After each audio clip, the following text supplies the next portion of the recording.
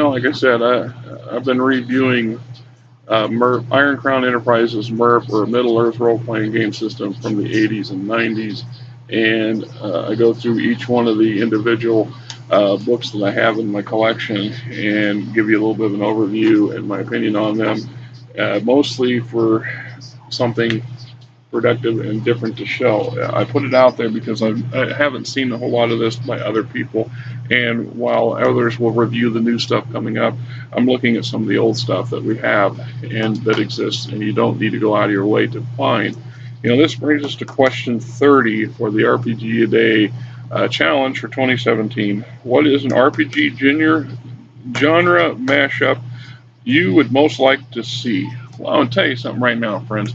I I learned a new term out of this, and thank you for once again to Anthony, because he really gave me a clarified list of these questions, because I was working off of a copy of the thing that was this big, right, and I could blow it up, but it would get blurrier and blurrier as I went. And there's something to be said about the same thing with mixing your genres. If you guys, what you're doing is you're blurring the two systems to the point where either they mesh well and they're legible, if you will, they're playable, or they become so distorted that they conflict against each other, and you're just not going to get a good game out of it. You're not going to get a good play, or what it is you want yourself to find. I've seen a few of these over the years that they beta tips at, well, and okay, here's one, and there'll be some enthusiasts out there who will argue me to the end of the world that that's not true. But when they came out with Spelljammer, when D&D introduced, the makers of D&D at the time was TSR, and they introduced Spelljammer. They also introduced some, what was it, not Scorching Sun, what was that? Oh, anyway, Ravensloft came out prior to this, but they all kind of come out bang, bang, bang in a couple year or two window, these box sets. And the idea was, Spelljammer was to take Dungeons and Dragons to the stars and somehow blend it with a variation, a fantasy setting variant of Star Wars, or some other sci-fi genre. And while it is an interesting play, it was not, it's not successful at the beginning. It was just not successful over in the long run, because all you got to do is go back and look how many additional source books came out, how many additional modules came out for Spelljammer. A couple, two, three, five. I mean, I got the original Spelljammer box set, but I don't know if I bought the modules or not. I was never big on the modules because there was just so many source books and other things that I wanted to buy. I didn't do that. I did do those with Middle Earth, because Middle Earth, and I repeatedly go over the way they write their verbiage, their storylines. Even the modules are, for the most part, are well-written pieces of a grander puzzle, and it's well worth having them just because of the source material in them. Whether you actually play the adventures in them or not, it gives you, if your group goes through this particular neighborhood, it's good to have the module, because the module tells you about the local environments and governments and layouts and so on and so forth. And you don't see that with a lot of other modules and things like that. So we talk about a genre mashup.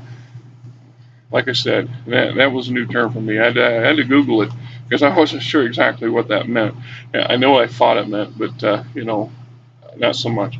I've seen others that were awesomely successful in their limited run. Shadowrun, right? What is Shadowrun but a everybody says, well, cyberpunk. Well, it's not. It is and it's not. It's not, also not really science fiction per se. It's not that grand space opera kind of layout. No, it's a neo setting where you take sword and sorcery and you blend it with modern-esque gaming systems. Although for the love of God, I can't come up with any of those where we would more or less play our play in our own timeline, basically being, I'm sure. Oh, well, things like Top Secret. There's other game systems. I'm sure you guys probably come up with 20 of them. I'm sorry, I'm just so out of touch with a lot of this newer stuff.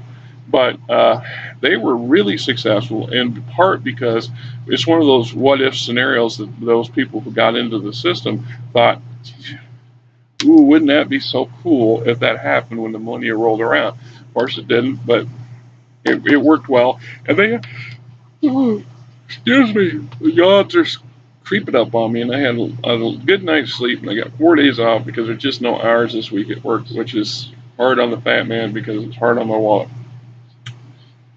And then lots of coffee. And it's dreary outside. It looks like it wants to rain. It doesn't know if it wants to or not. There's no boom, there's a little haze in the air and no wind moving. Almost wants to turn the AC on, but not going. It costs me to run the gas because I got to run the generator to do that. Don't ask me why they built it this way, but that's how the system works on this thing. Anyway, there. It's hard for me to sit there and say I'd like to see this and this. I'd like to see Vampires the Masquerade meet Star Wars. Well, yeah, maybe it sounds like it might be playable, but not so much.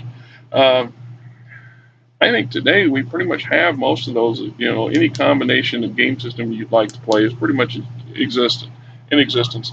Or there's these carte blanche rule systems like Rifts did, so you can basically hop from one genre to the next and blend them together that way. So I can't come up with anything uniquely new at the moment. Maybe I'm just old and I'm out of things. I'm just so out of touch. I just should hide my face in shame and go on to the next question. What do you do?